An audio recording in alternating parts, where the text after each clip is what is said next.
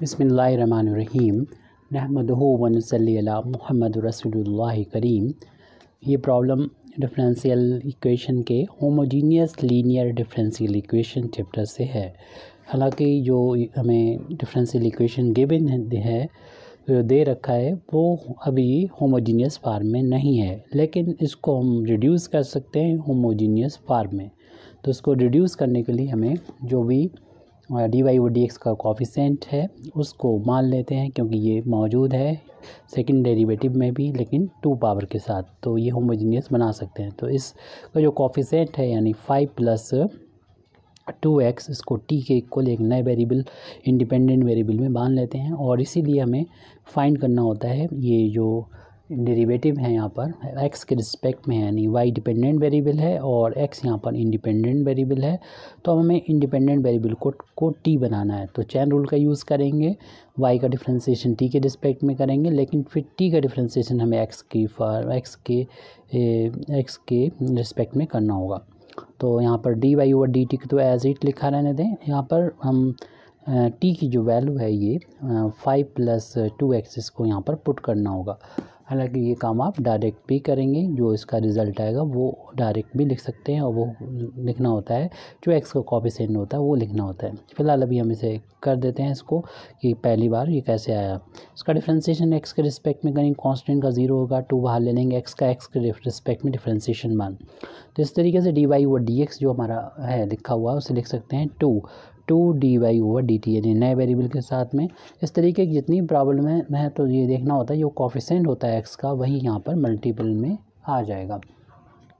और हमारा यहाँ पर सेकंड डेरिवेटिव भी है d2y/dx² भी है। तो इस वैल्यू को फाइंड करने के लिए हमको जो अभी dy/dx ने फाइंड किया है इन टर्म्स ऑफ dy/dt उसको x के रिस्पेक्ट में और डिफरेंशिएशन करना है। हालांकि इसको भी हम इसको ये लिखेंगे डायरेक्ट, इसको नहीं लिखने की ज़रूरत है, क्वेश्चन में लिख देंगे तो आप लिख सकते हैं। बस टाइम का थोड़ा सा मैनेजमेंट करना होगा, ध्यान में रखना होगा। अगर टाइम हो तो आप पूरा करके दिखा दें सॉल्व करके, नहीं तो आप इतना ही लिखना होगा, इतना लिख के बता देंगे show that this value and second derivative कैसे निकालना है वो हम यहाँ पर दिखा देते हैं। पहले तो आप इसकी dx/dt की वैल्यू रख दें 2 dy/dt, यानी dy/dx की वैल्यू जो हमने ऊपर फाइंड की t के टर्म में वो लिख दें। अब यहाँ दिख रहा है ये t का फंक्शन है, तो इसको t के रिस्पेक्ट में डिफरेंशिएट होना चाहिए। तो अगेन यहाँ पर चेन रूल का ही यूज़ कर रहे हैं हम। dt इधर होगा, dt ऊपर होगा, और dx को ये यहाँ पर लिखा था इसको इधर लिख देंगे, यानी चेन रूल के अकॉर्डिंग। अब ये वैल्यू तो अभी हम फाइंड कर चुके हैं, और यहाँ से भी देख रहे हैं कि 2 कांस्टेंट है, बाहर ले लेंगे, और इस y का डिफरेंशिएशन एक बार हो रहा है t के रिस्पेक्ट में, दोबारा से और करना है, तो ये सेकंड डेरिवेटिव y का हो जाएगा विद रिस्पेक्ट टू t। और ये वैल्यू अभी हम लोग फाइंड कर चुके थे।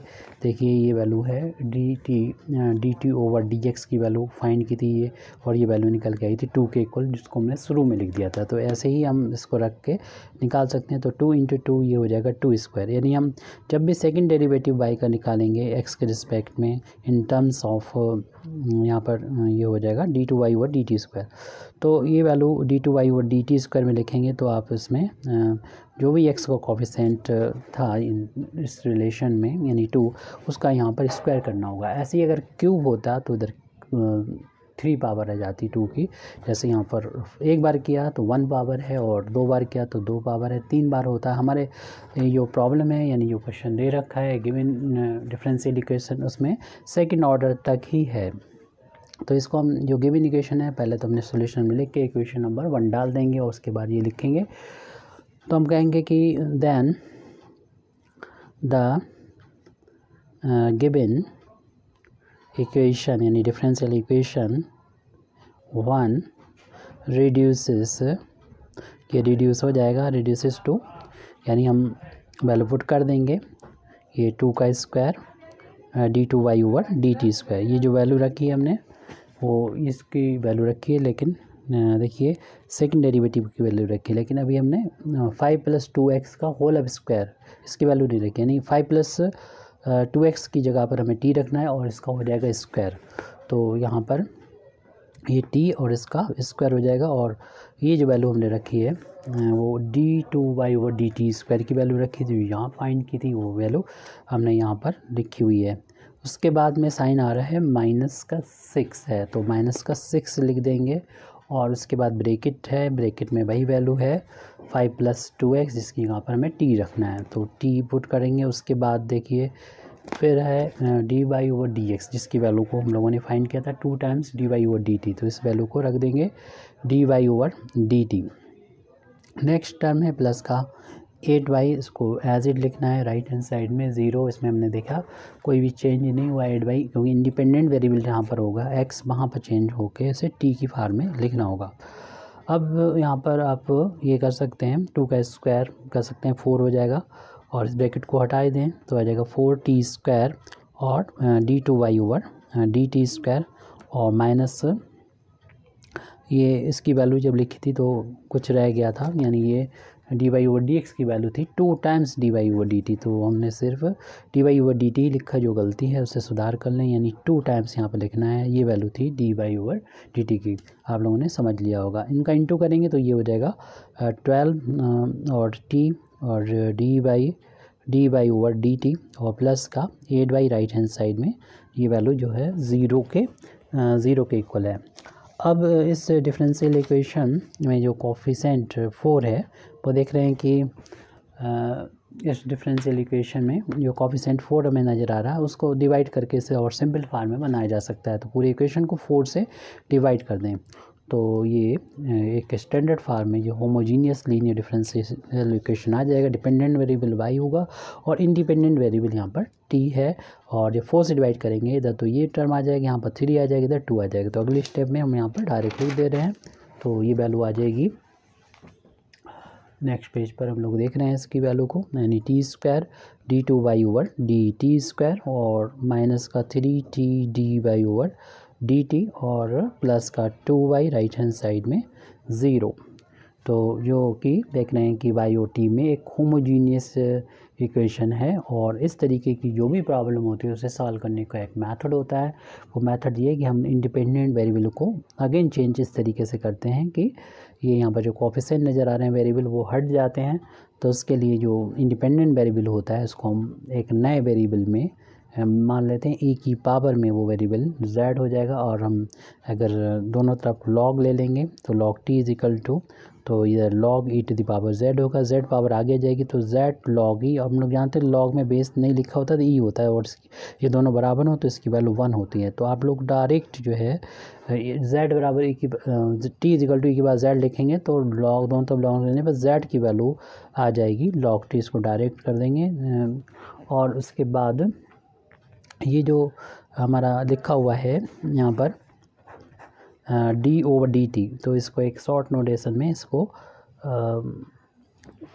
यहाँ पर जो नया इंडिपेंडेंट वेरिएबल आने वाला है तो उसको हम लोग यानी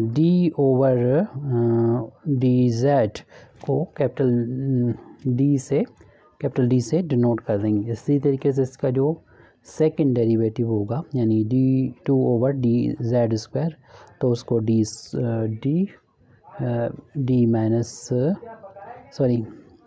उसको तो हम लोग d² से ही डिनोट करेंगे। लेकिन यहाँ पर हम ये बताना चाह रहे थे कि जो dy/dt है उसे तो आप लिख देंगे ओनली dy लिखेंगे, और यहाँ पर जो d है वो कैपिटल d/dz है।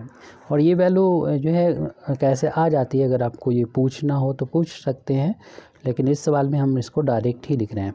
फ़िलहाल जो हमारा सेकंड डेरिवेटिव है यानी सेकंड डेरिवेटिव हमारा वहाँ पर आ रहा है तो t के साथ में, और यहाँ पर ये जो वैल्यू हमने लिखी है वो t के साथ में यहाँ पर होगी, t dy/dt की जगह पर dy हो जाएगा, और यहाँ पर d का वैल्यू मतलब है d/dz होगा।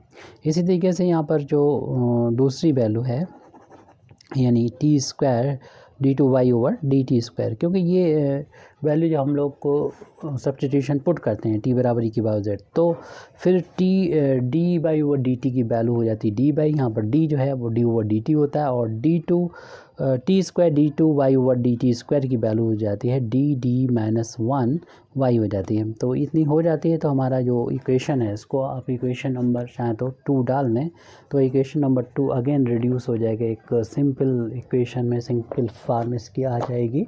तो इस वैल्यू को अगर हम पुट करते हैं यानी टी बराबर अगर के बराबर जेड मान के इस इक्वेशन नंबर 2 में रखेंगे तो बाकी वैल्यू इस तरीके से चेंज हो जाती है। ये कैसे चेंज हो जाती है अगर ये जानना चाहते हैं तो अलग से मैं वीडियो बनाना पड़ेगा। फ़िलहाल आप क्वेश्चन में तो ऐसे कर देंगे क्योंकि इतना टाइम नहीं होता है इस क्वेश्चन में, बहुत सारी चीज़ें होती हैं जिसको आप सभी को चीज़ों नहीं बता के चल सकते और ज़रूरत भी नहीं है इसमें। तो इक्वेशन नंबर हमारा जो 2 है वो कन्वर्ट हो जाएगा क्योंकि ये जो वैल्यू है T square D two Y over D T square इसको अभी हमने यहाँ पर लिख दिया है।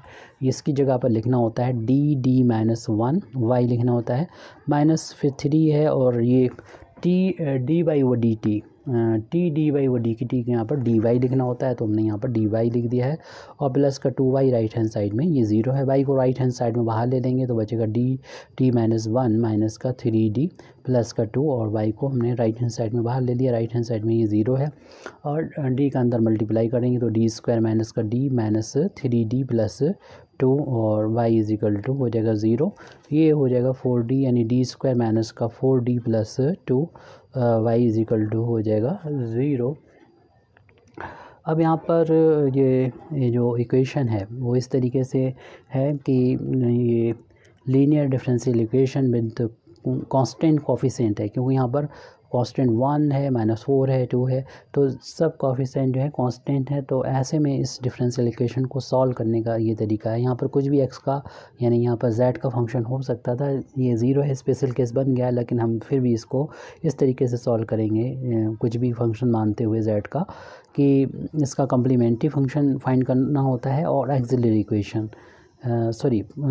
कम्प्लीमेंट्री फंक्शन फाइंड करना होता है और पर्टिकुलर इक्वेशन यानी y की वैल्यू होगी complementary function plus particular integral. तो इन दोनों को जब ऐड करेंगे तब हमें y की value in terms of z मिलेगी और कम्प्लीमेंट्री फंक्शन इस तरीके से फाइंड किया जाता है कि इस डिफरेंशियल इक्वेशन का हमें लिखना होता है एक्सिलरी इक्वेशन। तो इट्स एक्सिलरी का मतलब होता है हेल्पिंग, तो एक्सिलरी इक्वेशन इसका लिखना है और एक्सिलरी इक्वेशन लिखने का तरीका वो होता है कि y जो डिपेंडेंट वेरिएबल है उसका एक कोफिशिएंट जो d का फंक्शन होता है आप d की जगह पर बस m कर दीजिए और इसको 0 के बराबर पुट कर दीजिए तो m की यहाँ से वैल्यू मिलेगी और इसके फैक्टर पॉसिबल यहाँ पर नहीं है। तो आप उमर ख़याम का जो फार्मूला है यानी श्रीधराचार्य का फार्मूला है यानी कहना चाहिए क्वाड्रेटिक फार्मूला है उसका यूज़ करेंगे। ax square plus B X plus C बराबर 0 में हम लोग जानते हैं x की वैल्यू होती है, फार्मूला मालूम ही है आपको, -b plus minus root B square minus 4ac upon 2a। तो इस फार्मूले का यूज़ करेंगे लेकिन m के लिए करना है तो m इज इक्वल टू हो जाएगा -b यानी माइनस का 4 plus minus square root minus क्या होता है b स्क्वायर होता है यानी -4 का स्क्वायर माइनस 4ac, a का इसका कॉपी नहीं लिखा तो 1 होता है, c की जगह पर 2 अपॉन 2a की वैल्यू 1 के इक्वल है। तो m इज इक्वल टू हो जाएगा plus minus into minus minus into plus हो जाएगा plus minus square root minus का स्क्वायर प्लस 4 का स्क्वायर 16 माइनस का ये हो जाएगा 8 अपॉन में 2 आ जाएगा, इनका डिफरेंस 8 बचा हुआ है तो m की वैल्यू हो जाएगी 4 plus minus square root 8 upon में 2 आ जाएगा। इसे 4 इंटू 2 लिख सकते हैं और अगले स्टेप में m की वैल्यू हम लोग यहाँ पर सॉल्व करके निकालने की कोशिश कर रहे हैं। तो m इज इक्वल टू हो रहा है 4 प्लस माइनस 4 इंटू हमने 2 किया और 2 की फॉर्म में रूट से बाहर आ जाएगा तो m की वैल्यू हो जाएगी 4 प्लस माइनस 2 रूट 2 अपॉन में 2 और इन दोनों में से 2 को कॉमन ले लेंगे तो 2 plus minus square root 2 upon 2, 2 से 2 कैंसिल हो जाएगा तो हमें m की वैल्यू यहाँ पर लग गई 2 प्लस माइनस स्क्वायर रूट 2। तो m की वैल्यू यहाँ पर देखने की अलग अलग वैल्यू आ रही है दो, तो m की वैल्यू अलग अलग इसको कर सकते हैं। पहले अगर प्लस साइन लेंगे तो एक वैल्यू मिल जाएगी और माइनस साइन लेंगे तो दूसरी मिल जाएगी। m की ये 2 वैल्यू आ रही हैं, इसके करस्पॉन्डिंग हम इस डिफरेंशियल इक्वेशन का कम्प्लीमेंट्री फंक्शन लिख सकते हैं जो होता है c1 e to the power में ये m की वैल्यू रखते हैं 2 प्लस रूट 2 और उसके बाद में इसमें इंडिपेंडेंट वेरिएबल जो हमारा z हो गया था लास्ट में उससे मल्टीप्लाई कर देते हैं m की वैल्यू में। तो m की जो दूसरी वैल्यू उसके करस्पॉन्डिंग आएगा c2 e to the power 2 minus का स्क्वायर रूट 2 और इसमें z से मल्टीप्लाई कर देंगे और ये ध्यान रहे हमें चूँकि आंसर क्वेश्चन एक्स की बार में दे रखा तो हम दोबारा से इसमें वहाँ पर पहुँचना पड़ेगा, लेकिन z का कनेक्शन t से है तो हमें उसको रखना पड़ेगा। और हमें मालूम है कि इसको हम e की पावर में लेके आए थे, तो e की पावर जो थी वो e की पावर z अगर होगा तो हम उसकी जगह पर t लिख सकते हैं, e की पावर z t लिख सकते हैं। लेकिन अभी फ़िलहाल हमें इसको काफ़ी चेंजेस भी करना होंगे। तो कुछ चीज़ इसमें कॉमन नज़र आ रही है, तो पहले तो उस कॉमन ले लें ताकि हम अपने कैलकुलेशन को सिंपल बना सकें। अगर ब्रैकेट ओपन करेंगे तो z का इंटू इन दोनों टर्म्स में हो जाएगा, और फिर ये 2z यहाँ पे मिल रहा है, 2z यहाँ पर मिल रहा है, तो इन दोनों में कॉमन हो जाएगा e to the power 2z। इसको अगर बाहर ले लेते हैं थोड़ा हमें सिंपल लगने लगेगा। c1 e to the power इसका इंटू यहाँ बचेगा वही √2 इंटू z बचेगा, प्लस का c2 e की power minus square root 2z हो जाएगा। और इसको फिर हम उसी फार्म में जैसे कि अभी आपने आपको दिखाया था t की फार्म में पहले बदलना है, क्योंकि सबसे पहले हमने जो x था उसको t में लिखा और t को z में, तो वापस करेंगे z से t में और t से फिर x में वापस आएंगे। तो इसे लिखा जा सकता है e की पावर z का होल ऑफ स्क्वायर, क्योंकि ब्रैकेट ओपन करते हैं तो ब्रैकेट के अंदर और बाहर की पावर का मल्टीप्लिकेशन होकर 2z हो जाएगा, यानी 2z को ऐसे लिखा जा सकता है।